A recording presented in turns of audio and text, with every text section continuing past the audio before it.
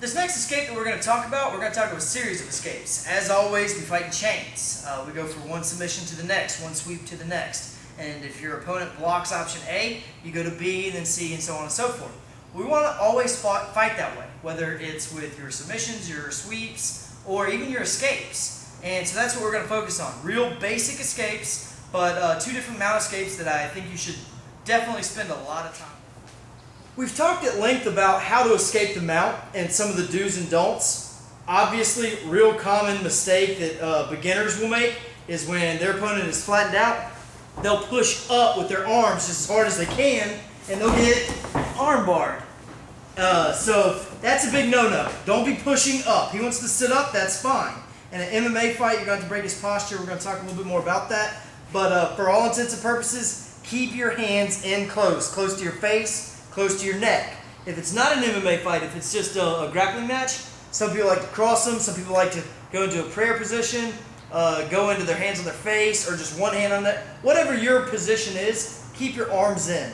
Next, elbows. You want to keep your elbows in his legs. If my elbows are out here, my opponent's going to bring his mount way up. And if his mount's way up, what am I going to do with this? Nothing.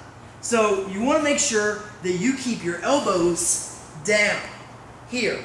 Okay, I'm using the points of my elbows to stop his thighs from walking up right here. If I want him to come to me, I don't reach up and grab it and hope for the best. You're going to get armbarred. What I do is a couple of different ways. Bring your feet in real close to your butt and bridge straight up. Meanwhile, blocking with the elbows. Another common mistake beginners will make is they'll bump with their elbows, but their arms are out here, so they slide their guy into a better position. This just got a lot worse for me, okay? In any kind of grappling match, MMA fight, this is bad. So what I want to do is bring my feet in close to my butt with my elbows on his legs to prevent them from coming up, bump. That will force my opponent's weight to fall. As it does, I can trap his arm, either hooking over his arm or swimming his arm. Either way is fine. When you're training this with a partner, especially if you're more of a beginner, when you swim this arm, have your partner turn his wrist over. Because if he tries to block and we go rolling over it, he's really going to hurt his wrist. So anyway, we've got our partner down. We're here. We've broken his posture. Hooking his arm, and I'm just hugging this to me. This foot steps outside his leg. This hand is going to go into his armpit or on his chest. And the left foot goes out to base. Big mistake people make is they try to go straight to the side. They try to go to a 90-degree angle. I don't want to go at a 90-degree angle to my side, and I don't want to go over my head. I want to go to a 45-degree angle up here, right over his missing arm. Okay, the guy's missing an arm right here to base. That's where I want to take him. Push up with my legs directly right here and come over into his guard. Okay, all in one motion. I'm here. I give him a bump. I catch. As I catch, step, and I'm here, okay, establishing a good base. But as you get guys that are slightly more advanced, slightly more skilled, you'll get this. You'll bump, he'll break his posture, you'll start to go out, and as you start to go out, he'll spread his base out here. Now you've missed, okay? Either for whatever reason, you had the leg hooked and he slides it out, or whatever happens. His leg, as you go to roll, his leg base is out, okay? You still have some options from here. What I want to do is bring my knee to my elbow and turn in, okay? My left foot is stepping down right real close to my butt. It's just basically shrimping out and swinging this leg out.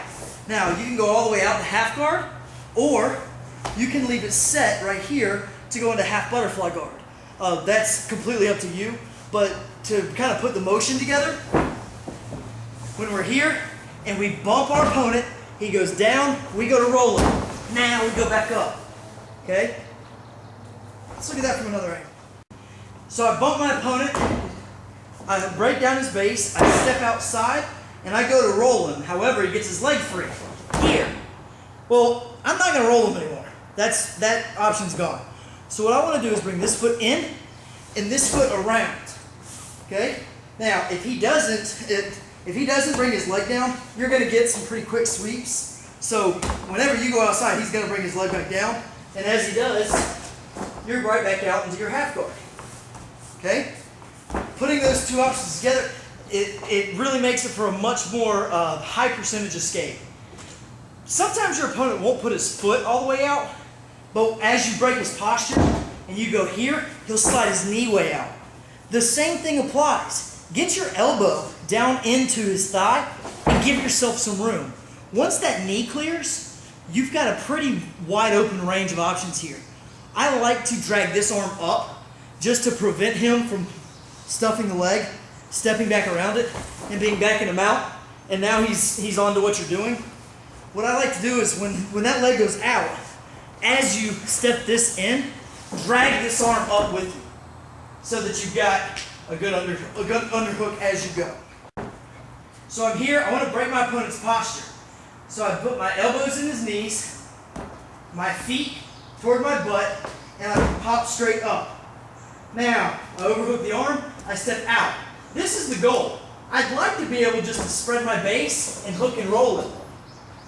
But that doesn't always work.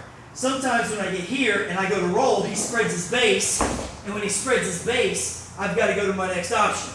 So I block the leg, I bring this arm up, and I complete my half guard. You can fight for your underhook, you can go into your lockdown, you can go into half butterfly, whatever your half guard game is, this just gets you out from under the mount. Okay, now if you want to continue this to the other side, same exact process. Create space, drag the arm up, and you're in full guard. Okay? Very simple escape, but you want to think about chaining them together.